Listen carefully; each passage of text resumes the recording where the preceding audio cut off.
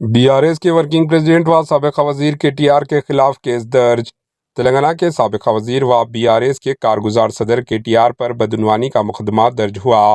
یہ مقدمہ فارمولا ای کار ریس کے انعقاد کے دوران ہوئی مابینہ مالی بدعنوانیوں کے الزامات پر درج کیا گیا۔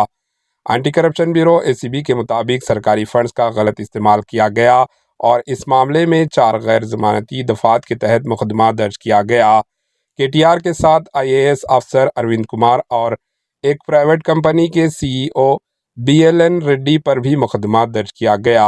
مقدمے میں کے ٹی آر کو ملزم نمبر 1، اروند کمار کو ملزم نمبر 2 اور بی ایل این ریڈی کو ملزم نمبر 3 کے طور پر شامل کیا گیا ہے۔ اس سے پہلے حکومت کے چیف سیکرٹری نے اے سی بی کو ہدایت دی تھی کہ وہ اس معاملے کی تحقیقات کرے۔ انہوں نے گورنر کو خط بھیج کر اجازت طلب کی تھی۔ الزام ہے کہ فارمولا ای کار ریس کے لیے ریزرو بینک آف انڈیا کی اجازت کے بغیر غیر ملکی کمپنیوں کو ایک طرفہ طور پر فنڈز منتقل کیے گئے۔ اے سی بی نے ان الزامات کی تحقیقات کے بعد مقدمہ درج کیا اور اب اس معاملے میں مزید کارروائی کی جا رہی ہے۔ Bureau report H N news.